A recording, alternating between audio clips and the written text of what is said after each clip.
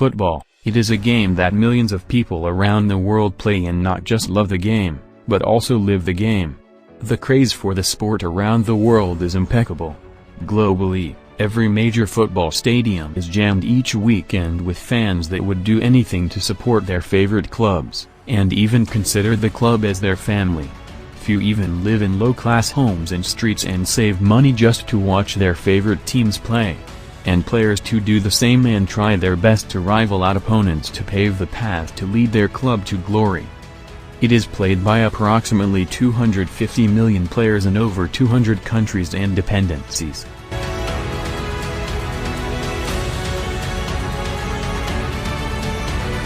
There are 150-plus leagues organized around the world, with a total of 1,600-plus clubs involved. Apart from the prestigious FIFA World Cup, the world also witnesses several other sporting carnivals including the Premier League, the recently concluded UEFA Champions League, La Liga, Bundesliga and several others.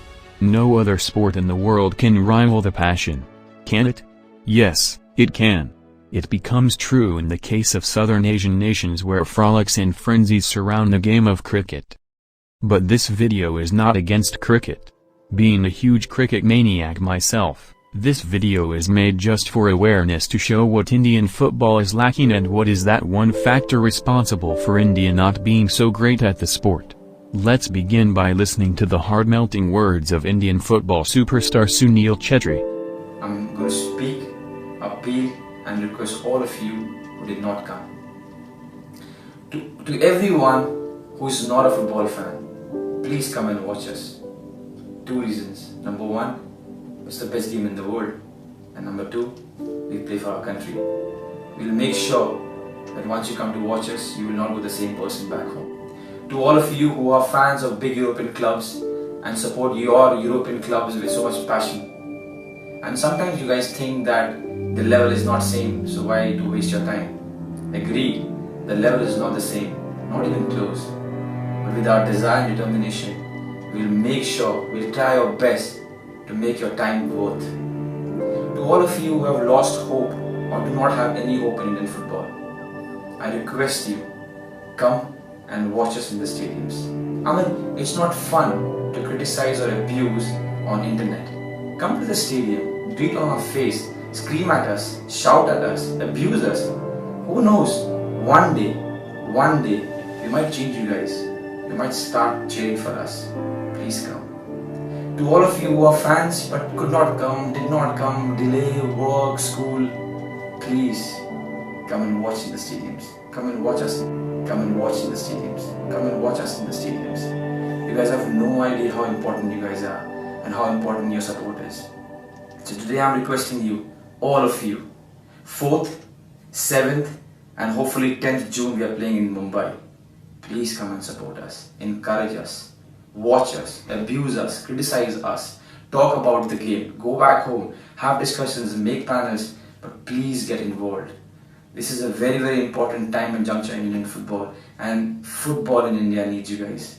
So here I'm requesting you, please come and watch us in the stadium, now in Mumbai, and whenever we play, wherever we play, if you're in the same city, come to the stadiums and watch us. Please. Jai Hind. If you don't know your history, you don't know your future. So, let's begin with the history of football in India. Indian football was not always like this. It was even the national sport of India at a certain period of time.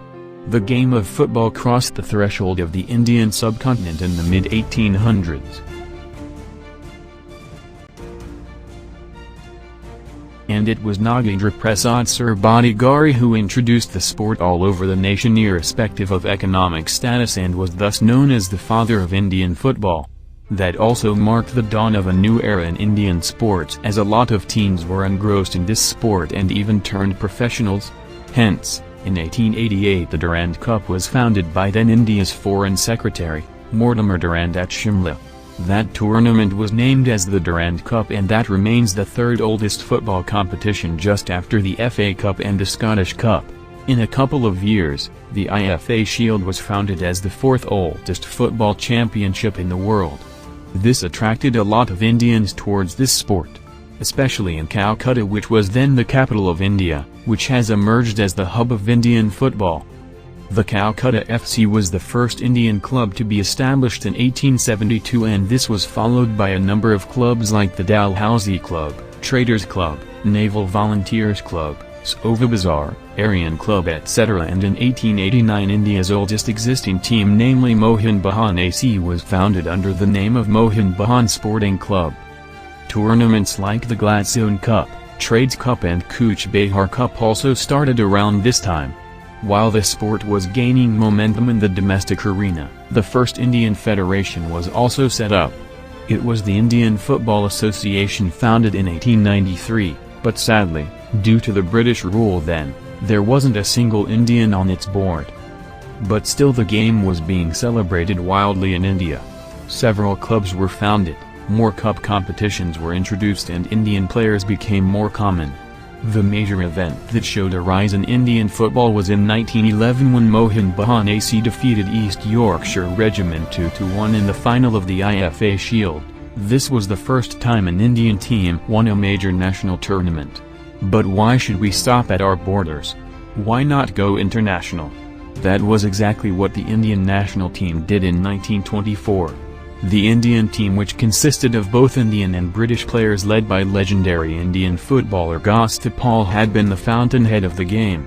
Soon, teams consisting of entirely Indian players started to tour well-built teams like Australia, Japan, Indonesia, and Thailand during the late 1930s.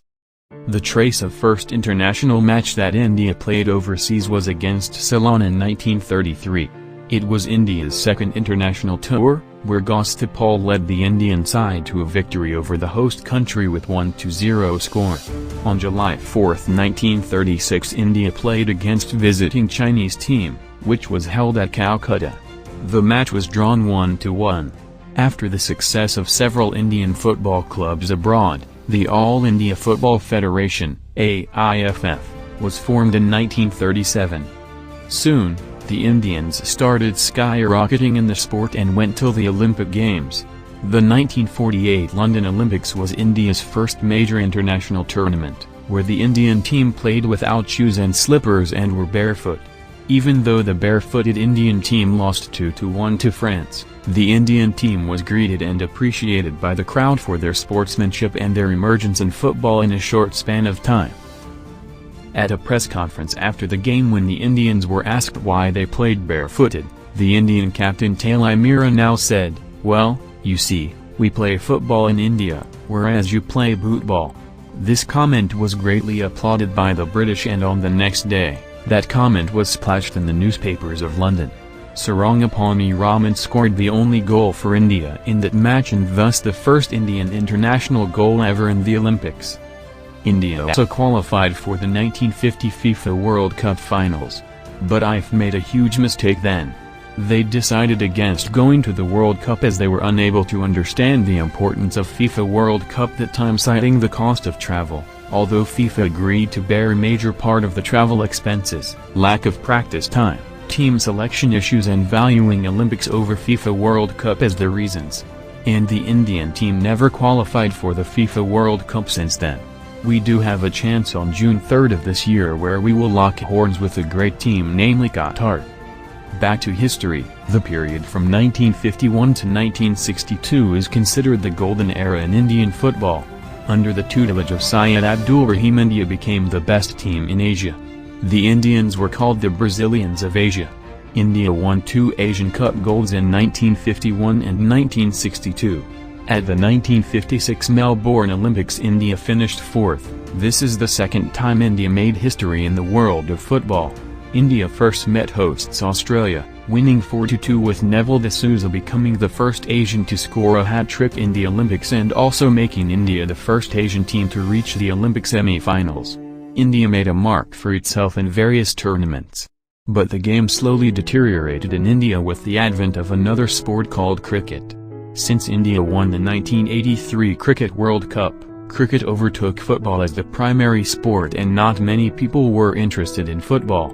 Also, India's rise through the ranks in cricket provided a barrier for media to telecast football.